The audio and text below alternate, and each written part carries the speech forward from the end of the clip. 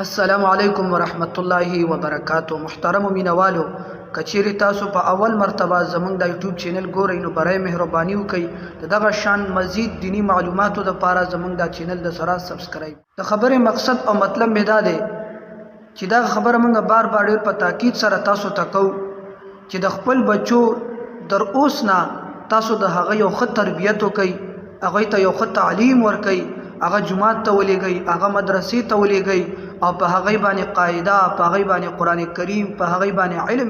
دا د ستاسو د دنیا او د آخرت ګټه ده، بلکې دا به تاسو دپاره ذخیره کیږي. که چیرې اوس نه موږ تاسو د خپل بچو صحیح تربیت ونه کړو، صحیح تعلیم هم هغوی ته ونه ښودو، نو دا به راته په دنیا او آخرت دواړو کې چې کوم دی سردرد جوړېږي، دا به راته د عذاب یوه ذریعه جوړه شي.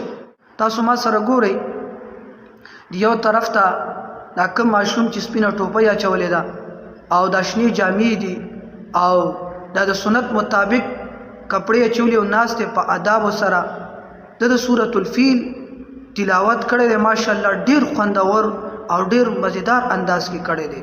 په خدای شته چې زه نه پېژندم چې دا څوک دی او د چا بچی دی، خو چې ما په اول مرتبه په انټرنیټ کې د ده دا تلاوت واورېدو نو ډېر زیات مې خوښ شو.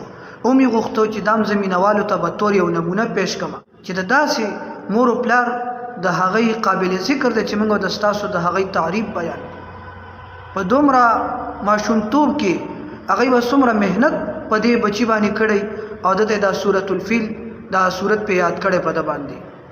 دا آسان کار نه دی.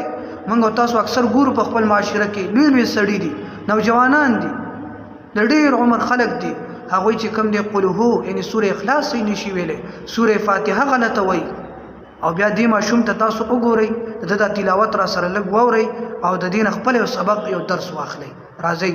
أعوذ بالله من الشيطان الرجيم. سورة الفيل مكية. بسم الله الرحمن الرحيم. ألم تر كيف فعل ربك بأصحاب الفيل؟ ألم نجعل كيدهم في تضليل وأرسل عليهم طيرا أبابيل ترميهم بحجارة من سجيل فجعلهم كعصف مأكول. तो मेरी वीडियो कैसी लगी? अगर अच्छी लगी है तो फिर लाइक करें. अस्सलाम वालेकुम.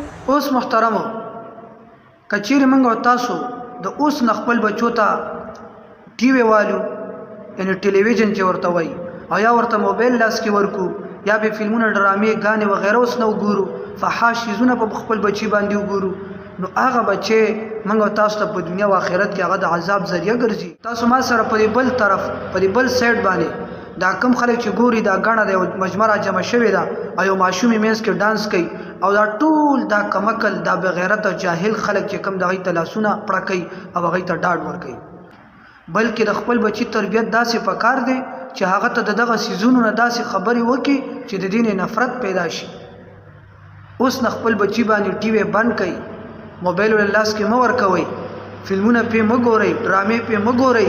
اوس نه چې کوم دی قرآن کریم درس ته کښېنوئ، اوس نه مدرسه او جومات کې داخل کړئ، دیني زده کړې پې وکړئ، دنیوي تعلیم پې ترسره کړئ، یو ښه ډاکټر، یو ښه انجینیر، یو ښه قاري، یو ښه عالم ترې جوړ کړئ. نو صرف زما مشوره ده، صرف زما تاسو سره یو رایه شیر کول مقصد دی او نور انتخاب د تاسو دی چې آیا تاسو داسې د خپل بچي چې کوم دی تربیت او داسې تعلیم ورکول غواړئ او که نه تاسو خپل بچو داسې تربیت او داسې تعلیم دوی ته ورکول غواړئ. زما صرف مشوره ده او انتخاب هغه د ستاسو کار دی. والسلام.